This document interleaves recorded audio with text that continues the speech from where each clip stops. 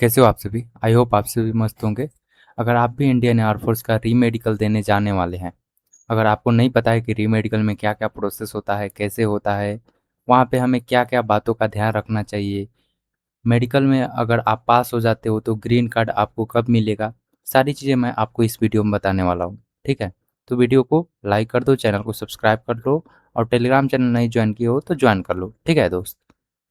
तो देखो दोस्त, सबसे पहले आपको जो भी सेंटर पे री मेडिकल के लिए भेजा गया है, उस सेंटर पे आपको पहुंच जाना है। ठीक है, री मेडिकल देने के टाइम आपके पास री मेडिकल का जो एडमिट कार्ड है वो होना चाहिए, आधार कार्ड होना चाहिए, फ़ोटो वगैरह होना चाहिए। ठीक है, और अगर आप चाहे तो अपना एजुकेशनल डॉक्यूमेंट्स भी लेके जा सकते हैं। ठीक है, सुबह 7 बजे के करीब आप लोग का 7 बजे या फिर साढ़े 6 बजे के करीब आप लोग का रिपोर्टिंग होगा, मतलब एंट्री होगा। एंट्री होने से पहले आप सभी में से जितने भी कैंडिडेट अनफिट थे, मतलब आपका जिस दिन मेडिकल था उस दिन 45 बच्चों में से जितने अनफिट होंगे उन सबका री मेडिकल का एक लिस्ट उनके पास रहता है। ठीक है, तो मेन गेट पे जब जाओगे एंट्री करने के लिए, जहाँ भी आपका मेडिकल दिया है, री मेडिकल दिया है, वहाँ पे जाओगे तो क्या अंदर से जो ऑफिसर आएंगे वो अपने लिस्ट के अकॉर्डिंग आपका डॉक्यूमेंट, आपका जो आधार से और आपके एडमिट कार्ड चेक करेंगे, फिर जो है आप लोग का एंट्री ले लेंगे। ठीक है, एंट्री ले जाने के बाद आपसे कुछ फॉर्म फिल करवाएंगे। ठीक है, फॉर्म फिल करवाएंगे, जो डॉक्यूमेंट्स आपने मेडिकल के टाइम फॉर्म फिल किए थे सारे डॉक्यूमेंट्स आपको वहाँ पे मिलेंगे। ठीक है, उसके बाद जो है वहाँ आपको कुछ फॉर्म दिए जाएंगे, उसको फिल करना रहता है। ठीक है, जैसे ही सारी चीज़ें तुम फॉर्म वगैरह फिल कर लोगे तो एसएमसी में ही, मतलब जहाँ पे आपका मेडिकल दिया है एसएमसी, एसएमसी में ही कुछ चीज़ें वहीं पे आप लोग का चेक किया जाएगा। ठीक है, जैसे कि हाइट, जिसका हाइट के वजह से मतलब अंडर वेट और ओवर वेट का पॉइंट मिला है तो वो एसएमसी में ही चेक हो जाता है। ठीक है, जिसका चेस्ट में एक्सपेंशन की वजह से पॉइंट मिला है तो उन सब का भाई पॉइंट वहीं पे चेक होगा। ठीक है, आपके हाइट के अकॉर्डिंग आपका कितना वेट होना चाहिए, आपकी एज के अकॉर्डिंग कितना वेट होना चाहिए, वो चीज़ें मैंने ऑलरेडी वीडियो बना के बता दिया है, तो चैनल पे जाके देख सकते हो। ठीक है, तो उतना आपके पास जो है अपना आपका वेट होना चाहिए। उसके बाद जो है आपको वो ऑफिसर डिसाइड करेंगे कि आपको पास करना है कि नहीं। ठीक है, री मेडिकल में क्या होता है, अगर आप अंडर वेट और ओवर वेट में 1 डेढ़ केजी तक वो रिलैक्सेशन देते हैं, मतलब कि अगर आपके रेंज जो होते हैं आपके हाइट और एज के अकॉर्डिंग जितना वेट लगता है उससे थोड़े बहुत, मतलब 1 से 1.5 केजी ज़्यादा भी रहते हैं तो कई बार जो है अफसर का अगर बिहेवियर और नेचर सही रहा तो वो आपको पास कर देते हैं। ठीक है, अंडर वेट में भी सेम यही प्रोसेस है, लेकिन आपको ये चीज़ ज़रूर बोलेंगे कि आपको जो है जब आपका ज्वाइनिंग हो उस टाइम तक आपका वेट अपने रेंज के अंदर ला देना है। ठीक है, चेस्ट मेजरमेंट में भी सेम ऐसा ही होता है, नॉर्मल आपको 77 सेंटीमीटर चाहिए, उसके बाद 5 सेंटीमीटर का एक्सपेंशन भी चाहिए। ठीक है, हाइट वेट का पॉइंट वहीं पे चेक हो जाएगा। ठीक है, अगर एसएमसी में अवेलेबल होगा, मतलब जहाँ पे आप लोग एंट्री किए रिपोर्टिंग किया, अगर एसएमसी में अवेलेबल हुआ तो ईसीजी भी वहीं कर लेते हैं। अगर ब्लड सैंपल की ज़रूरत पड़ती है तो वहाँ पे भी कर लेते हैं। मैं कानपुर रे मेडिकल सेंटर गया था, एसएमसी कानपुर चकेरी, वहाँ पे ऐसे ही प्रोसेस हुआ था कि जिनका हाइट और वेट का और अंडर वेट का पॉइंट था और चेस्ट वगैरह का पॉइंट था तो वो एसएमसी में ही हो गया, वहीं पे ईसीजी का व्यवस्था था तो वहीं पे हो गया। ठीक है, और ब्लड का जिनका पॉइंट था ब्लड से रिलेटेड तो उनका ब्लड सैंपल भी वहीं कलेक्ट कर लिया गया। ठीक है भाई, और देखो जितनी प्रोसेस हुई यहाँ हो गई। ठीक है, उसके बाद जो है जिनका भी वहाँ पे पॉइंट चेकअप नहीं होने वाला, एसएमसी में व्यवस्था नहीं हो गई, जैसे कि किसी का हड्डी का पॉइंट हो गया, हड्डी में हो गया, जैसे कैरी एंगल हो गया, नोकनी हो गया, ये सारी चीज़ें पॉइंट हो गई, और आई से रिलेटेड पॉइंट हो गई, डीएनएस हो गई, चाहे कान के पर्दे, कान से रिलेटेड कुछ भी मेडिकल पॉइंट बच जाते हैं, तो वो अगर एसएमसी में होता है तो ठीक है, नहीं तो आपको एमएच लेके जाएंगे, वो खुद अपने बस से बैठा के आपको ले जाएंगे। मेरे को कानपुर में ऐसे ही लेके गए थे। ठीक है, तो वहाँ पे पहले क्या कर लेते हैं, जैसे कि जिनका मेडिकल रहता है तो वहाँ पे आपके जो मार्क्स होते हैं, मार्क जो आपके बॉडी पे कोई मार्क होता है जो मेडिकल के टाइम आपके जो फॉर्म होते हैं उस पे लिखे जाते हैं, 2 मार्क आइडेंटिटी मार्क्स, तो वो मैच किए गए थे मेरे। ठीक है, बाकी सभी का किया गया था नहीं, लेकिन मेरा किया गया था क्योंकि मैं उस टाइम जो है मेडिकल का अपना रीमेडिकल का डेट जो है चेंज करा के गया था। तो इस वजह से उनको डाउट हुआ कि मैं वही बंदा हूँ या फिर नहीं। तो इस वजह से मेरा वो मार्क्स चेक किए थे कि हाँ वही है बंदा है कि नहीं। तो फिर मेरा वो मार्क्स चेक हुआ, उसके बाद हम लोग को बस बस में बैठा के एमएच लेके गए थे।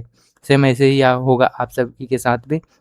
आपका कुछ भी पॉइंट हो, नॉर्मल जो चीज़ें होगी एसएमसी पे हो जाएगी, ठीक है। बाकी इसके अलावा जो भी पॉइंट बचे हैं उसके लिए आपको लेके जाएंगे एमएच में, ठीक है।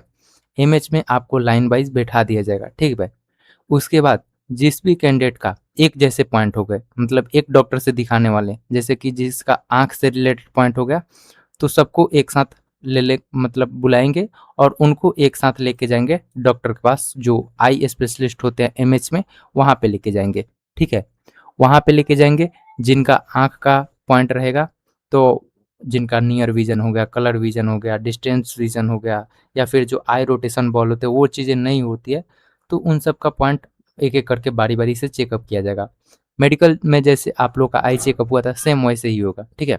मतलब डिस्टेंस विजन है तो 6 मीटर के डिस्टेंस से एक आंख को ढक के आपको बोला जाएगा कि ये चार्ट रीड करो, ठीक है।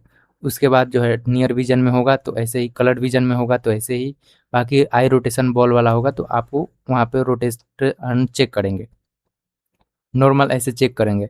नॉर्मल में अगर आपका सही रहा तो जो है आपको आगे की प्रोसेस के लिए वो जो वहाँ के हेड रहते हैं उनको मतलब दे दिया जाता है, आपका डॉक्यूमेंट्स उनके पास ही रहता है, ठीक है।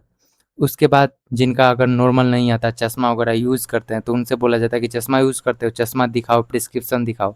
तो अगर आपके आई से रिलेटेड पॉइंट है तो आपको प्रिस्क्रिप्शन बनवा के ले जाना है, किसी भी एमबीबीएस आई स्पेशलिस्ट डॉक्टर होंगे जो ऑप्थेमोलॉजिस्ट होते हैं उनसे बनवा के ले जाना चाहिए। उस पे आई स्पेशलिस्ट जो डॉक्टर होते हैं उनका सिग्नेचर, मुहर और उनके जो है जीएसटी नंबर, ये सारी चीज़ें मेंशन होनी चाहिए, ठीक है।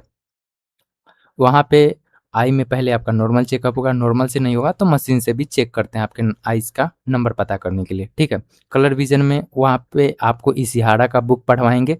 अगर आप नॉर्मल पढ़ लेते हो, किसी भी प्रकार की दिक्कत नहीं होती है, तो भाई आपको उसमें पास करेंगे। अगर बाई चांस उसमें आपको कहीं भी एरर आता है, तो भाई आपको अनफिट करेंगे, ठीक है।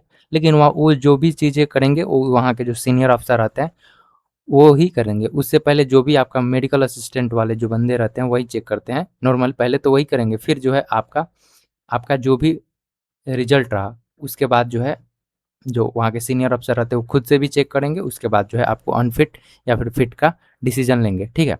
अगर आप वहाँ से पूछोगे तो वो कई बार बता भी देते हैं, अगर सही-सही नहीं बताते हैं तो एक हिंट दे देते हैं कि आप फिट हो या फिर अनफिट, ठीक है।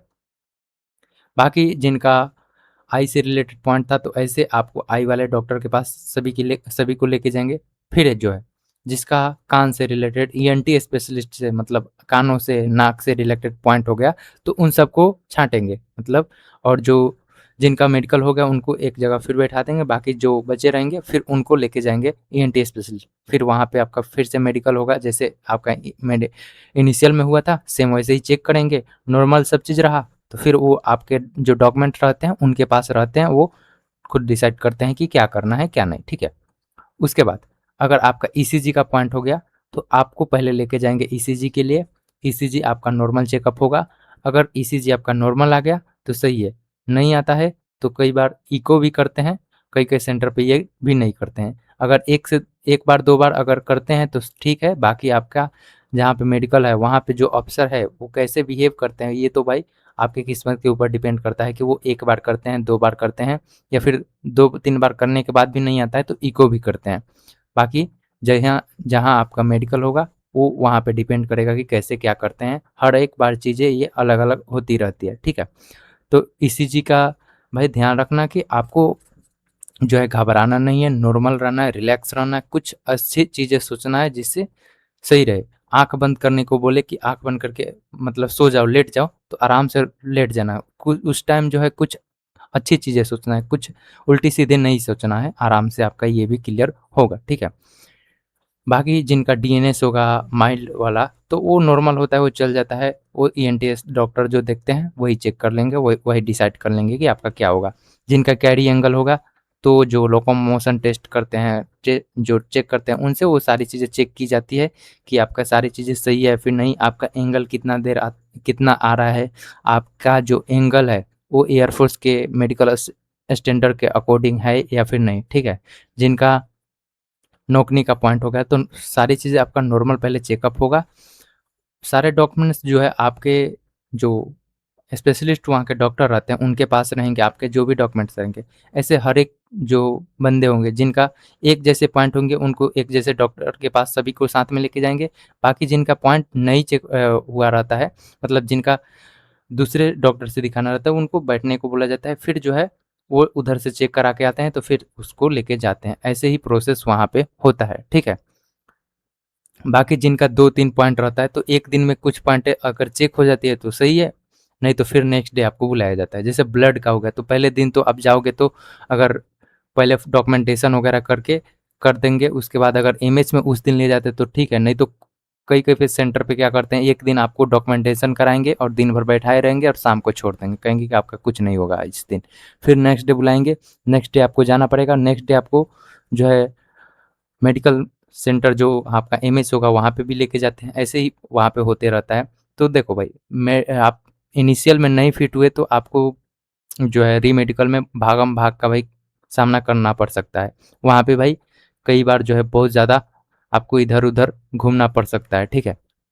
तो जब भी री-मेडिकल देने जाना तो 4-5 दिन, 6 दिन, 7 दिन का व्यवस्था करके ही जाना। टाइम ज़्यादा भी लग सकता है, अगर सही किस्मत रहा आपका तो कम ही टाइम में आपका सारी चीज़ें हो जाएगा, ठीक है। लेकिन आप कुछ ज़्यादा ही दिन का व्यवस्था करके जाना, जिससे कि अगर बाई चांस लेट भी होता है तो आप उस दिन तक उतना दिन तक आप वहाँ पे रुक सको, ठीक है। बाकी जिनका 1 से 2 पॉइंट रहते हैं, तो 1 दिन में अगर दोनों पॉइंट हो गया तो ठीक है, नहीं तो फिर नेक्स्ट डे आपको बुलाएँगे। जैसे कि आपका आई का पॉइंट है, तो आई 1 दिन में हो जाएगा। अगर एक्स-रे वगैरह है तो एक्स-रे तो पहले एक दिन नॉर्मल होगा, फिर नेक्स्ट डे रिपोर्ट आएगा, फिर जो है डॉक्टर बैठेगा उस दिन तो डॉक्टर से चेक दिखाया जाएगा, डॉक्टर बोल दिया सही है तो फिट किया जाएगा। बाकी फिर जो आपका दूसरा पॉइंट है, दूसरा पॉइंट भी चेक किया जाएगा ऐसे ही। वो डिपेंड करेगा आपके जो सेंटर है वहाँ पे, एक दिन में वो कितना चीज़ें कर पाते हैं, कितना नहीं, ठीक है? तो व्यवस्था अपनी सारी चीज़ें करके जाना। सारी चीज़ें वहाँ पे स्पेशलिस्ट ही चेक करेंगे, तो घबराने की ज़रूरत नहीं है। अगर सच में आपको इश्यू होगा तभी आपको अनफिट करेंगे। अगर बाई चांस आपको गलती से मेडिकल पॉइंट मिला है या फिर आप सिविलियन डॉक्टर से दिखाए हो, सभी चीज़ें सही है, तो वहाँ पे भी आपको फिट करने के चांसेस काफ़ी ज़्यादा रहेंगे। तो आपको घबराने की ज़रूरत नहीं है, रिलैक्स माइंड से जाना है, आपको अच्छे से मेडिकल देना है, आप जो है पास हो सकते हो। बाकी डिपेंड करेगी आपके लक के ऊपर कि आपका लक क्या कहता है, आपका और वहाँ पे जो डॉक्टर रहते हैं उनका बिहेवियर कैसा है, ये सारी चीज़ें डिपेंड करती है। तो मेडिकल में यही प्रोसेस होता है। उसके बाद जब सारे बंदों का मेडिकल हो गया, चेक हो जाएगा, 1 दिन में हो गया तो ठीक है, 2 दिन में हो गया तो ठीक है। बाकी 1 दिन में जिनका सारी चीज़ें चेक हो जाती है, फिट या अनफिट डिक्लेयर कर दिया जाता है। डॉक्टर ये डिक्लेयर कर देते हैं। अगर आप डॉक्टर से स्पेशली पूछोगे तो डॉक्टर भी बता देते हैं कई बार नहीं भी बताते हैं। अगर बता देते हैं तो आपको पता चल जाएगा कि हाँ भाई मैं हम फिट है। अगर नहीं बताते हैं तो आप सस्पिशन में रहेंगे, ठीक है। लेकिन अब जब सबका मेडिकल हो जाएगा तो शाम के टाइम तक आपको वहाँ पे लिस्ट बनाया जाता है कि कितने बच्चे उसमें से पास हुए, कितने अनफिट हुए। तो जो पास हुए रहते हैं उनको बता दिया जाता है कि आपको इस दिन आना है ग्रीन कार्ड के लिए। मतलब वो सेम डे दे देते हैं तो अच्छी बात है, अगर उस दिन नहीं देते हैं तो आपको एक प्रॉपर टाइम देंगे। उस टाइम और उस टाइम को भाई उस टाइम पे आपको जो है जाना पड़ेगा ग्रीन कार्ड के लिए। बाकी जो बच्चे अनफिट हो जाते हैं, मतलब री-मेडिकल में भी अच्छे से प्रोसेस हो जाने के बाद वो अनफिट हो जाते हैं, तो उनको भी सेम प्रोसेस बताया जाता है कि आपको इस दिन आना पड़ेगा अपना green card sorry red card लेने के लिए। जो अनफिट हुए रहते हैं और जो पास हुए रहते हैं उनको ग्रीन कार्ड के लिए बोला जाता है। ठीक है? तो यही कुछ प्रोसेस रहता है आप लोग का री-मेडिकल सेंटर का। ठीक है? तो पास हो जाओगे तो आपको ग्रीन कार्ड के लिए बुलाएँगे, सेम डे दे दे तो डे दे देते हैं तो अच्छी बात है। अगर सेम डे दे नहीं पाते हैं तो आपको एक प्रॉपर टाइम देंगे, उस दिन आपका जो है ग्रीन कार्ड मिल जाएगा। बाकी री-मेडिकल में टाइम ज़्यादा कई बार क्यों लग जाता है, तो कई बार जो है हॉलिडे बीच में आ जाते हैं और बीच में अगर किसी डॉक्टर का जो है लीव हो गया, मतलब उस दिन उनका छुट्टी है और उस दिन आप वहाँ पे पहुँचे, मतलब आपका री-मेडिकल सेंटर वहाँ पे था और उस दिन वो बंदे ने छुट्टी मार दिया, जो डॉक्टर है आपका रिलेटेड पॉइंट चेक करने वाला है, उस दिन छुट्टी मार दिया वो बंदा, तो इस बीच में जो है आपको टाइम लग सकता है क्योंकि वो बंदा तो छुट्टी पे है, जब तक छुट्टी अपना नहीं काट के आएगा तब तक आपका पॉइंट चेक नहीं होगा। तो इस बार इस वजह से भी कई बार ज़्यादा टाइम लग जाता है। तो आप अच्छे से व्यवस्था करके जाना, खाने-पीने का, रहने का और खाने का व्यवस्था भाई सभी मेडिकल सेंटर के आस-पास मिल जाता है। आपको कुछ भी नहीं पता है तो आप मेडिकल सेंटर तक बस पहुँच जाओ, वहाँ पे आपको रूम प्रोवाइड करने वाले मिल जाएँगे, ठीक है? वहाँ पे 150-200 में, 300 में जैसी वहाँ पे सुविधा रहती है, वैसे आपको मेडिकल के जगह पे आपको रहने खाने का व्यवस्था मिल जाएगा। तो घबराने की ज़रूरत नहीं है, आराम से जाओ। अगर 1-2 पॉइंट है तो आपका चांसेस रहेगा 1-2 दिन में क्लियर हो जाएगा। बाकी 3-4 पॉइंट रहते हैं, अगर आपने सभी पॉइंट्स अच्छे से डॉक्टर से दिखा लिए हैं, अगर डॉक्टर ने सही बोला है सभी चीज़ में, तो काफ़ी चांसेस रहेंगे कि आप पास हो सकते हो। बाकी 2-3 दिन आपके एक्स्ट्रा टाइम लगेंगे, क्योंकि एक दिन में 2-3 ही पॉइंट चेक हो पाते हैं। अगर जो रिपोर्ट वाली प्रोसेस जैसे ब्लड वाला हो गया, तो ब्लड एक दिन चेक होगा, फिर ब्लड पहले कलेक्ट किया जाएगा, सैंपल कलेक्ट किया जाएगा, फिर चेक उसका रिपोर्ट बनेगा, रिपोर्ट फिर डॉक्टर देखेगा, डॉक्टर फिर डिसाइड करेगा कि क्या ये जो है पॉइंट क्लियर करने लायक है या फिर नहीं। तो ऐसे प्रोसेस होता है। बारी बारी से सभी बच्चों का ग्रुप में जिनका एक जैसे पॉइंट रहते हैं उनका चेक होता है। फिर जो है जिनके सिंगल सिंगल पॉइंट रहते हैं, अलग अलग डॉक्टर से दिखाए जाते हैं, दिखाने वाले होते हैं, तो वो अलग अलग डॉक्टर चेक करते हैं। ग्रीन कार्ड के लिए या फिर रेड कार्ड के लिए आपको एक टाइम देंगे। अगर सेम डे दे देते हैं तो अच्छी बात है, नहीं देते हैं तो भाई आपको जिस दिन बुलाएंगे उस दिन आपको जाना पड़ेगा। तो यही कुछ री मेडिकल का प्रोसेस होता है। ऐसे ही प्रोसेस में आपको फिट अनफिट डिक्लेयर करते हैं।